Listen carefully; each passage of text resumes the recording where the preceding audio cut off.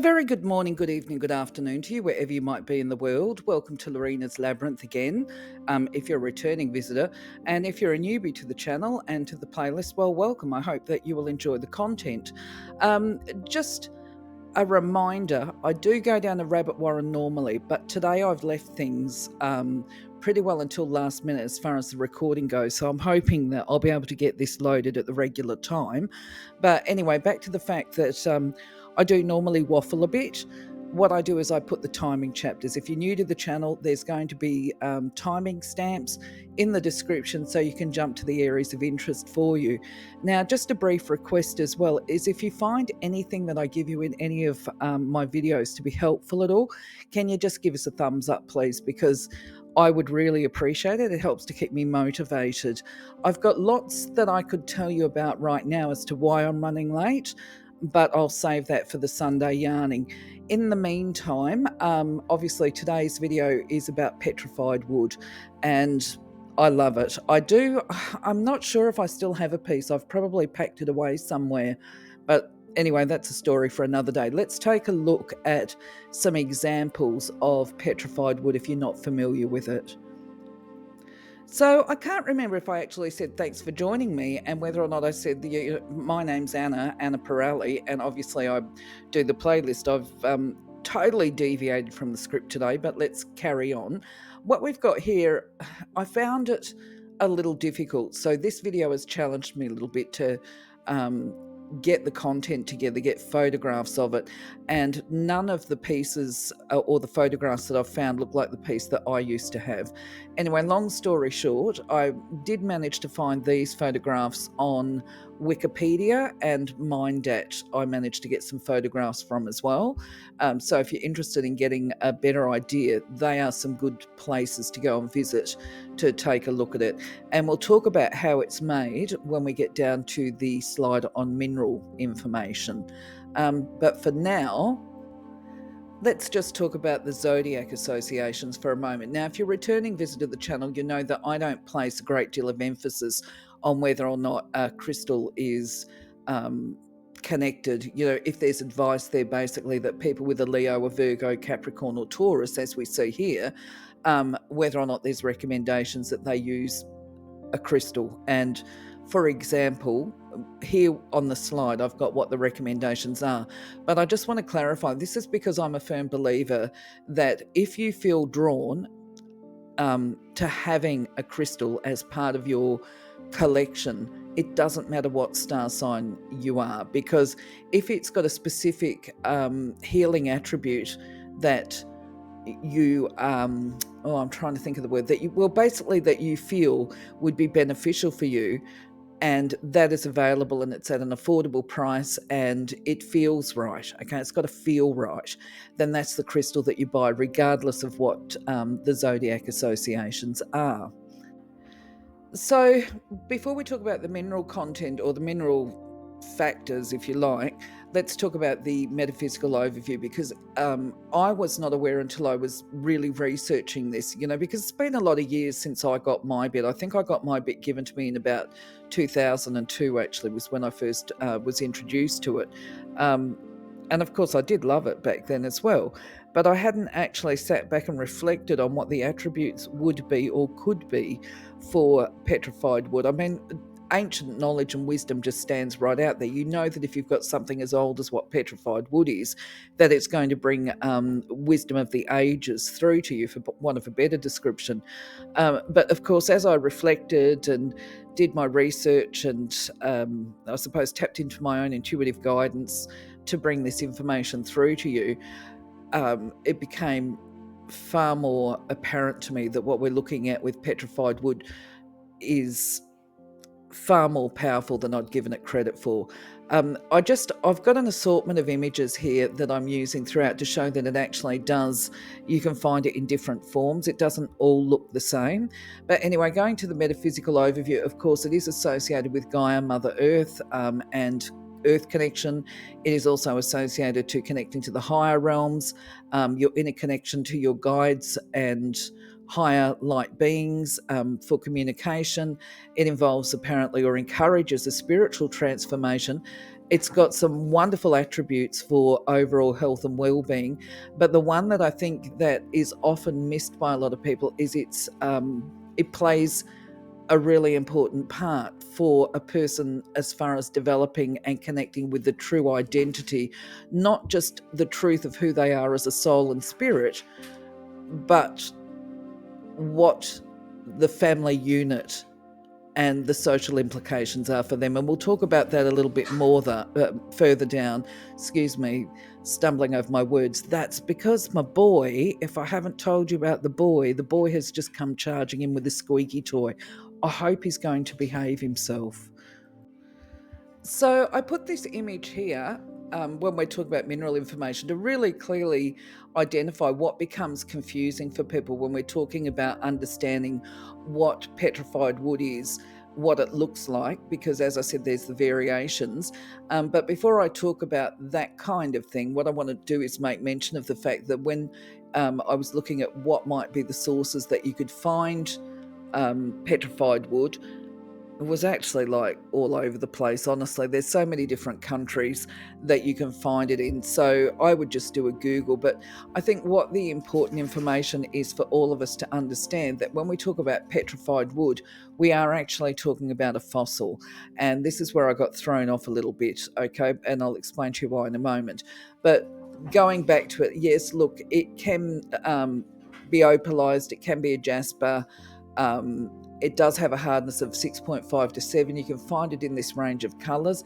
It's never going to be transparent, okay? It's always going to be opaque. You're not going to be able to see through it. Even if it's opalised to a certain extent, it's not going to be transparent. That's my understanding. However, I am open to correction here. Anyway, to put things into perspective about it, it is a crystal. It's referred to as a crystal and it is not wood, okay? And this is because basically what happens, and once again I say I'm open to correction, is, for instance, a tree will have fallen down as we see here. Before I did this video, I actually thought that what we were looking at was a tree, as in wood, that had turned into a rock, but it's actually not. I've got the description here and I'll read it out to you. Petrified wood is fossilized wood with the mineral composition of jasper. I always stumble on this word. Is it chalcedony or chalcedony? And less frequently opal. It consists of silicon dioxide only. And it's not that the organic wood is not changed into stone, right? Because that's not what happens. The shape and structural elements of the wood become preserved in the stone. Now, apparently it's more like a pseudomorphosis or something like that. And it's where it involves water and silt and all of this kind of thing that is washed over. So, I mean, this particular tree that we're looking at here is actually in the desert. I forgot to put the location down. But what that means is at some point in time it was lush and it did have forests and trees and that kind of thing. But what's happened is that the water and the silt and all of that has built around the tree and then solidified it, but the wooden matter inside of it actually decomposes and you're left with this rock, if you like, which is the fossil, that becomes what we're looking at with petrified wood. I think I've got that right. I'm always open to correction, like I said.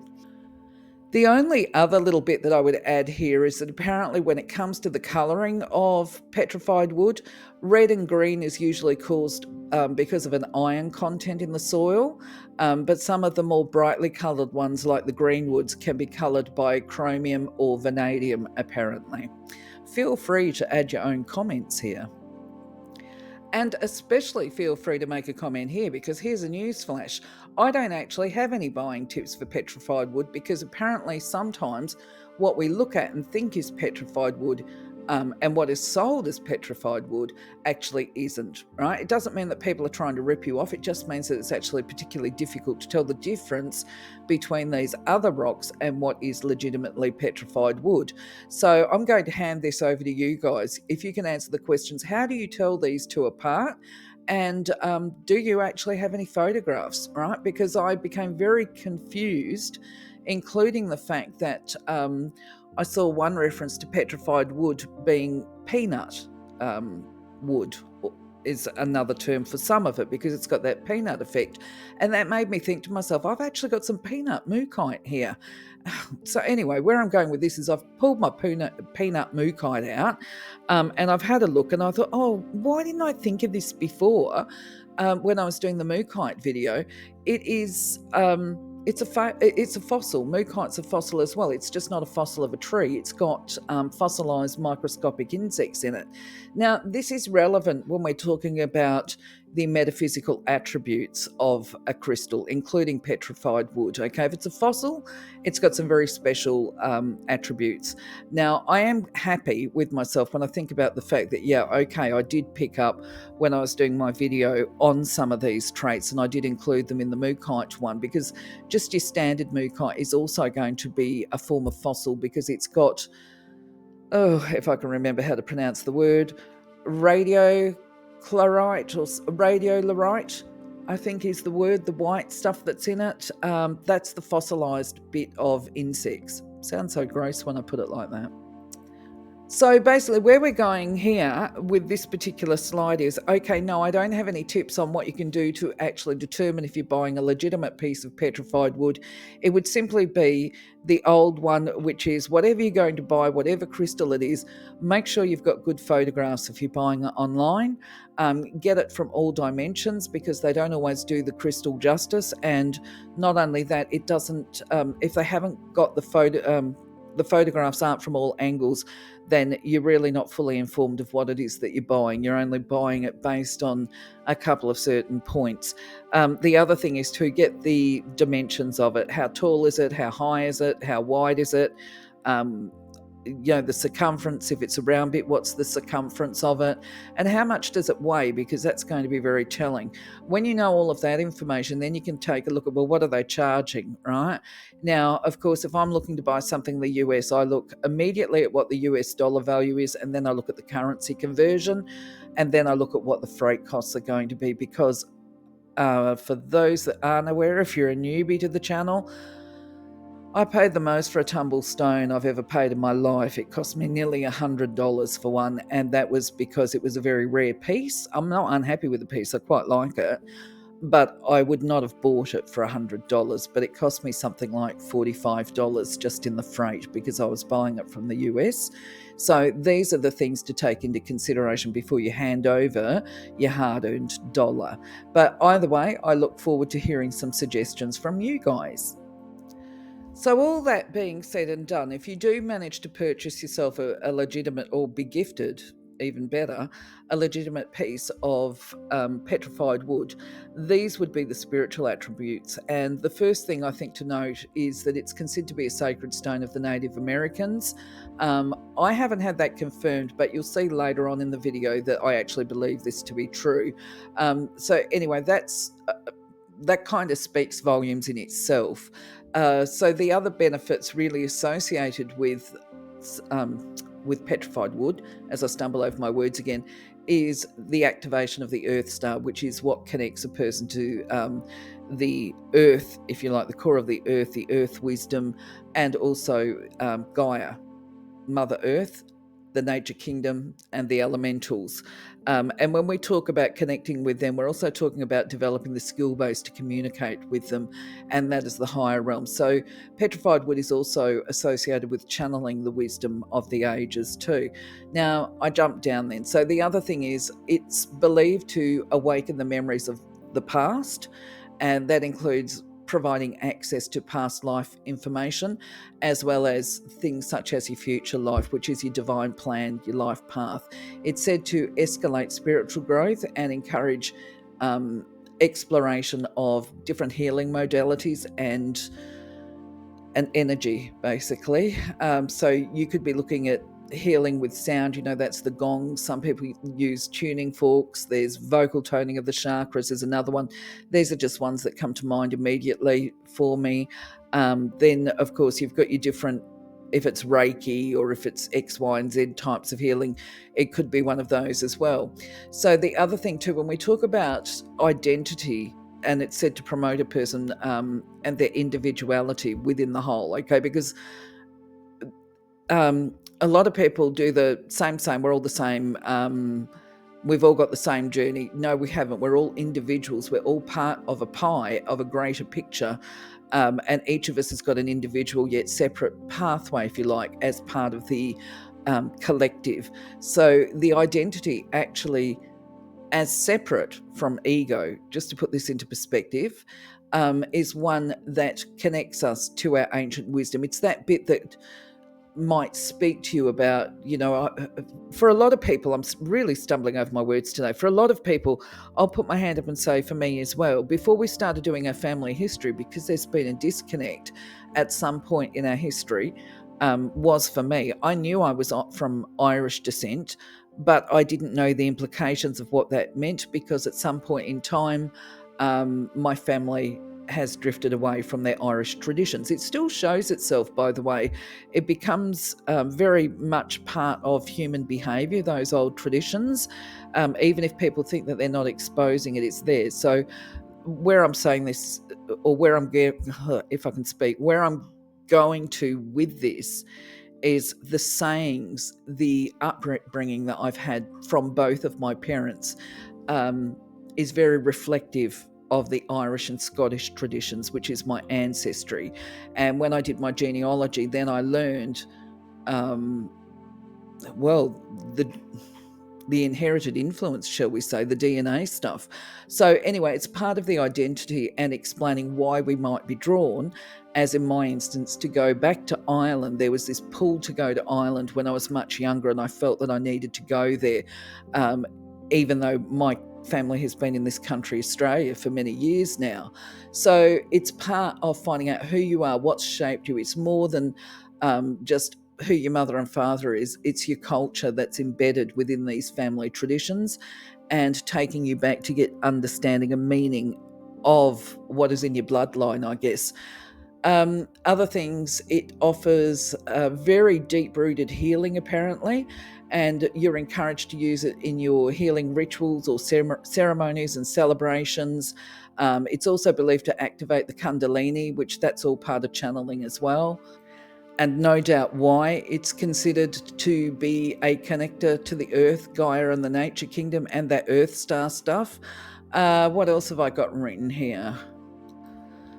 Well, I inadvertently got ahead of myself in that one of the things that I did see, and of course it's not part of my experience, I'm not aware of it, but it certainly would make sense, is that it's apparently a crystal that awakens your DNA memory, and it allows for an opportunity to heal genetic conditions or inherited conditions such as immuno disorders that are transferred from one generation to another. I'm not quite sure how it does it, but I'd be interested to hear what other people have got to say. The other thing is it's considered to be a protective crystal. You can use it as an amulet and a talisman to protect your person, or you can put it in your environment as part of purifying the environment around you. It could be your room or whatever. One thing I did see is it's supposed to purify the environment of any electromagnetic frequency smog. Okay, so if you're living near power lines or something like that, it would be recommended that you put that somewhere in the house. It's also believed to be a crystal of good luck and good fortune. It's recommended for business people, as I recall seeing, because it's supposed to attract abundance and prosperity to you. Before we talk about the physical and mental, emotional type attributes, just a reminder that crystals are not a replacement for medical or professional treatment. You can use them to complement whatever your existing treatments are, but you would be ill-advised to basically stop seeing your doctor if you've got any of these conditions that are outlined here. But from a metaphysical, so that said and done, the metaphysical benefits include a lot of support basically for the skeletal structure, because it's said to strengthen your bones, to offer spinal support if people have got spinal problems, if they've got hip and back problems. So I mentioned spine. Okay, well, that could be your vertebrae. But also if you suffer from backache and things like that, it's supposed to help relieve the pain. It's also attributed to reduce the inflammation that you might have around your joints. And what else have I got? Strengthening the muscles that support the spine as well, and your skeletal system. So that's always good to know. It's recommended as pain relief for those people that suffer from arthritis and rheumatism. What else have I got? Now, the other thing, I'm always cautious when we mention the word cancer, because it's such a knee-jerk word to use these days, but it doesn't have to be a death sentence, does it? I'm saying that because I'm actually going to talk more about that on the next slide. Anyway, when we talk about cancer and what it can offer cancer, it's about the recovery from the therapeutic treatments, because if people receive radiation therapy, although that has benefits, it also puts stress on the body. So apparently, Petrified Wood will assist with the cellular regeneration after you've been receiving the cancer treatments. It's also believed to support healthy organ function and the regeneration of them, including or especially the liver and the gallbladder.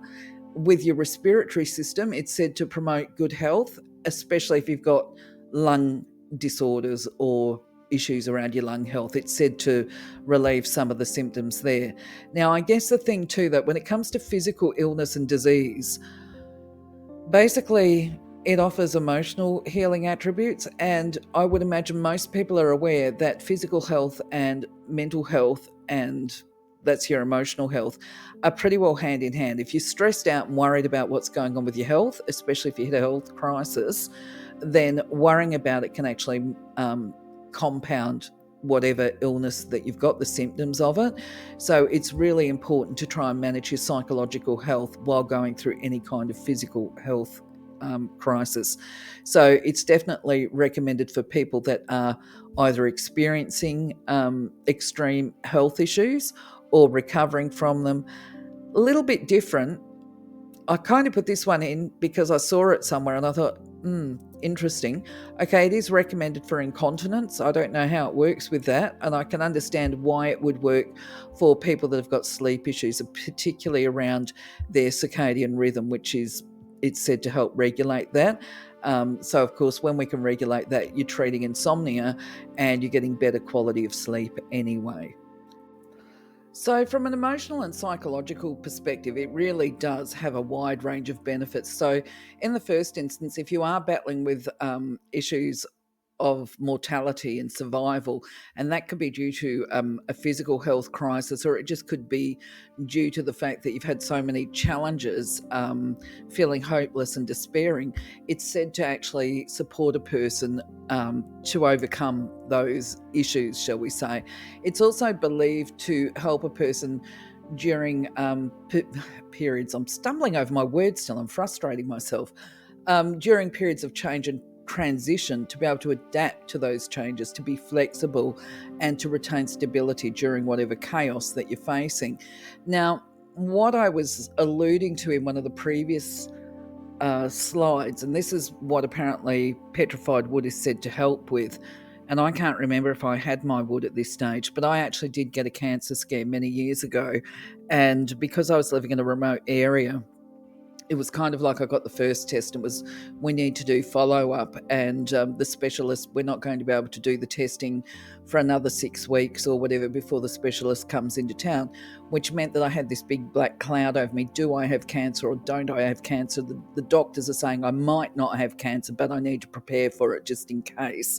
You know what I mean? So there's this whole unpleasant space that you're living in there for a little while, and I had a few sleepless nights, shall we say, and then I realised that my worrying about what could or might be was actually impacting on my capacity to enjoy my days right now, today, you know, in the present. And I had children, and I thought, you know, if you get a cancer scare or something like that where you're coming face to face with your own mortality, you start to realise how fragile life is and that every day matters and every minute of every day is important because it's irreplaceable. So I was able to change the way I thought about what was going on and come back to, right, you know, today I don't have a diagnosis. Today it's just a question mark. If that changes, I will change my approach upon the next load of information that comes through, which was really actually quite a good approach to take to it, because obviously when I did get the test done, they came back clear, but basically that I needed to have, I think it was checkups every 3 or 6 months, probably for about 2 years, and then it was about every 12 months. We're going back a long time, by the way. That was in about year 2000, actually. It's so long ago I had that cancer scare. So the other attributes of it is, or where it talks about the properties, and I think I've kind of demonstrated that with my own story and experiences, understanding, getting understanding and awareness around what's going on with the disease, soothing those worries, stopping the worry and the anxiety about what's coming, just finding that inner peace and overcoming the fear. That's that calming chaos, and building strength of character, I guess, across all endeavours, not just your health ones that you're facing or that I was facing just then, but I developed a lot of strength, I guess, back in those days, and realising that I could cope with whatever life was going to throw at me. I would be all right. So I wouldn't go as far as saying that I was being brave, but it says here in my notes that it's supposed to encourage bravery and courage in the face of adversity. So maybe I did, as well as navigating these changes and adapting to them with a level of grace. I would never actually go as far as saying that I was gracious or graceful. I would say that was an aspiration of mine, to be more gracious. But anyway, other things that it's supposed to help with is the removing and clearing of blockages, especially the really deep-seated ones, such as trauma and the PTSD, which of course, if you're not aware of it, that's quite often associated with the emotion of feeling betrayed. So what else have I got? Oh, just patience. And this is so important. It teaches patience to be able to see the projects through, and the knowledge that, sometimes these things, whatever it is that we're aspiring to get through, and if it's a health thing, that there is a process to it, that not only is life cyclical, we say that life's cyclical, it's got its ups and downs. And I don't think any of us really think about this. I think I learned this from the tarot. Then when we're talking about a cycle, we're not just talking about ups and downs, we're talking rounds and roundabouts. We're talking about visualize the wheel of your push bike. It turns, and before it starts to turn up onto the upward spiral, it's got to bottom out. So it really is a case of once you've hit rock bottom, there's only one way to go, and that's up. Okay, so I think this is understanding that process, the cyclical process of life, is what teaches the patience, because you just know within yourself that the cycle is going to turn around at some point in time. Anyway, so Petrified Wood is said to promote love and balance and improve your relationships, because it enhances peaceful communication. And I would take it a little bit further, that it there's a level of stoicism, or stoicism, if that's how you pronounce it, where a person is prepared to commit. They're not your fair weather friend. So it promotes the solidity for a committed relationship. Loyalty, strong relationships, I would say. It's also believed to bring peace and calm and serenity. It promotes tranquility and harmony. If people suffer from anxiety, or they feel overwhelmed and their feelings are all over the place, or even if they feel somewhat disconnected and off with the fairies, it's said to be beneficial because it promotes stability and strength in all endeavours. I've got to have a laugh here. I've never stumbled over my words so much as I am in this video. For that, I apologise, and I really do put it down to the fact that I probably should have centred and grounded before I started this, instead of jumping into it, because I'm running late. So my apologies, guys, but I will move on. So I did see online that as far as the chakras are concerned, it's recommended as a treatment for base chakra issues and your third eye. My first response was, well, I would say it's more than that. I would say it's also to do with the yellow chakra, because that's about trust. That, if you've been betrayed and you're overcoming that, you've got deep level healing and empowerment, then we're looking at the yellow chakra vibration for that one. But if we're talking about PTSD and trauma, we're talking about the higher heart chakra, which is the light green chakra. And if we're talking about channeling, we're talking about the blue. So, anyway, where I'm going with this is I suddenly realized to myself, actually, at the time of recording this, that if you're drawing on the Kundalini, if you've activated the Kundalini, you're going to be working with all the chakras. Okay, it blows them all open at the same time.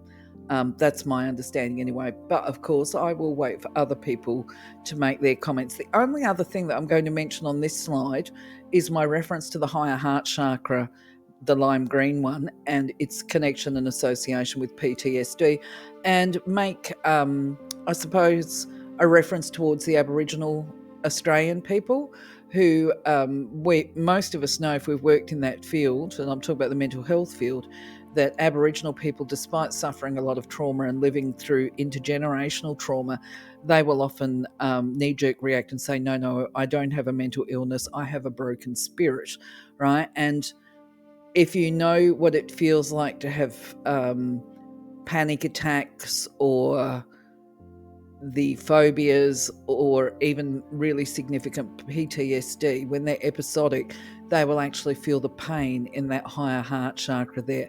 And it's actually described as feeling like it's been ripped or torn, and they don't think they're ever going to be able to feel love again. This is when they're in the depths of it. And so this is why I associate that with PTSD. Just my thoughts anyway. As far as uses go, before I talk about that, I mean, obviously you can see it can be used as jewelry, but I want to make a point that this particular item is not a ring. It looks like that from this image, but it's actually a really stunning wrist bracelet. And no, I'm not paid to promote the website, but I thought I would acknowledge it. The website is Native Arts, and from what I can gather, I didn't spend a lot of time looking at the website, but I believe it's the Navajo people that make this artwork or this jewelry, because it is a jewelry website. I think that's all it is. But anyway, so that kind of confirms that petrified wood is a sacred stone of the Native American people. So anyway, how else would you use it? I did mention you could put it in your environment and use it as an ornament, but from my research, I saw that it's actually apparently suitable as a replacement for wood. If you're into feng shui, you can use that as part of balancing the energy of your home. If you wanted to apply your petrified wood to the feng shui principles, you apparently put it in the corners, the southeast and the east corners of the home, because they're associated with the wood, and apparently that represents family unity and wealth, which is interesting, I think. Another image that I did see, and I haven't put up here, is I saw an amazing carved tabletop that was made from petrified wood. It probably cost a pretty penny, but it was absolutely beautiful. I don't know actually that you can get petrified wood as palm stones. But whether you do or whether you don't, it doesn't really matter, because I know that my petrified wood was a slice, and I did meditate with that in my hands. It does come in a range of different shapes. As you saw on the thumbnail of this video, there's the carved egg, and then you've got your tumbles. It all depends on the size of the original piece of petrified wood as to what you can actually make from it. But yeah, you could use it in gridding as well. So if I had my petrified wood in my crystal bowl for a lucky dip, I would give them a very simple message. But just to be clear, I actually wouldn't put my petrified wood in the crystal bowl. Okay. But anyway, if they were drawn to it, if they saw it and they gravitated to it as part of my displayed items, I believe this would be telling a person they need to go and spend more time outside in nature and listen to the sound effects of nature. And by that, I mean listening to the birds sing, really appreciating nature. And that can even be butterflies sometimes. I've had some amazing experiences with butterflies and, all sorts of actually nature's gifts, shall we say. I mean, look, even spiders have their own cuteness, I guess. as long as they don't get too close. I enjoy watching all sorts of animals. So I would be saying, look, it's encouraging you to get outside, to be in nature, to observe it, if not be part of it. Getting your hands dirty and doing a bit of gardening probably would be very helpful as well, as part of grounding and connecting to the nature kingdom. Now, the other thing is too that all the messages that I give are going to be contextual and dependent on the person's situation.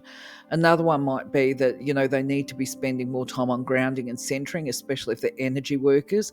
And there's some really brilliant, yet simple techniques that they can do, which is along